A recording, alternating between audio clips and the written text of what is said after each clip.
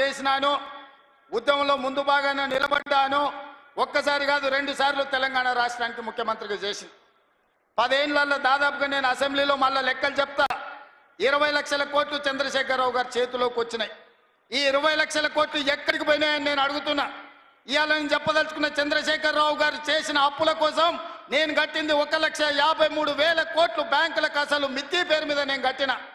నిజంగానే ఈ 15 నెలల ఈ 1,53,000 కోట్ల రూపాయలు నా చేతుల్లో ఉంటే మా పొంగులేటి శ్రీనివాసరెడ్డి గారికి చెప్పి 30 లక్షల ఇండ్లు, ఇందిరమ్మ ఇండ్లు పేదోళ్ళందరికీ తెలంగాణ రాష్ట్రంలో అందరికీ ఇండ్లు కట్టించుండేవాడిని. ఇవాళ నా దగ్గర ఇండ్లు లేని పేదల లెక్క 25 లక్షలే ఉంది. ఒక్క సంవత్సరం చంద్రశేఖరరావు గారు చేసిన అప్పులకు తప్పులకు నేను కట్టిన పాయమాల్ 1,53,000 కోట్లు.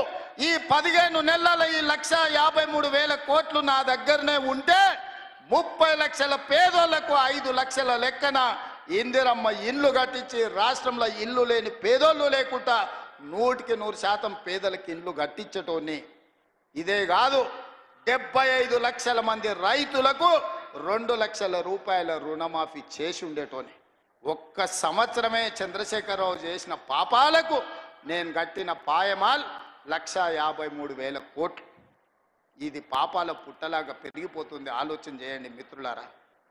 పాపాల భైరవుడు రాష్ట్రాన్ని మొత్తాన్ని కొల్లగొట్టేసి ఈ రోజు పోయి ఫామ్ హౌస్లో రెస్ట్ తీసుకుంటూ వాళ్ళ వంది మాగదులను పంపించి మమ్మల్ని తిట్టిస్తున్నారు.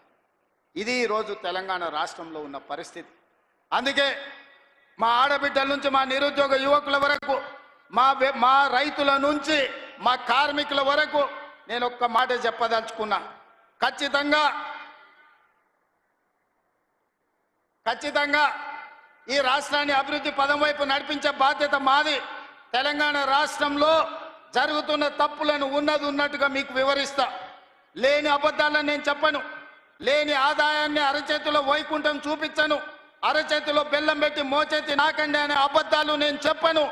ఉన్న లెక్కలన్నీ అసెంబ్లీలో చెప్తా. రాష్ట్రానికి వస్తున్న ఆదాయం ఎంత, ఆ ఆదాయాన్ని ఎలా సంక్షేమానికి అభివృద్ధికి వాడాలో మీ సూచనలు తీసుకొని ముందుకు వెళ్తా. ఇలా కష్టం వచ్చినప్పుడు మీతో కాకపోతే ఎవరితో చెప్పుకుంటామని నేను అడుగుతున్నా.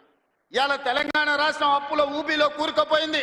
ఆయన గారు చేసిన అప్పులకు 88,000 కోట్ల అస్సలు కట్టినా, 64,000 కోట్ల మిత్తి కట్టినా 1,53,000 కోట్లు 15 నెలల్లో కట్టాల్సిన పరిస్థితి వచ్చిందంటే ఎంత దారుణమైన పరిస్థితి తెలంగాణ రాష్ట్రం ఉందో మీరు ఆలోచన చేయండి. తండ్రి కొడుకులు అంటారు అప్పులుంటే బయటికి చెప్తారా, మళ్ళీ అప్పు ఎట్లా పుడుతుందని.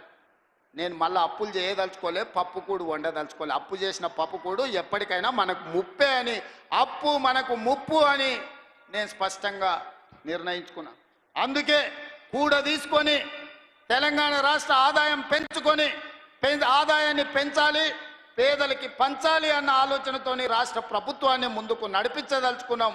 అందుకే మీరందరూ సహకరించండి, మీరందరూ అండగా నిలబడండి.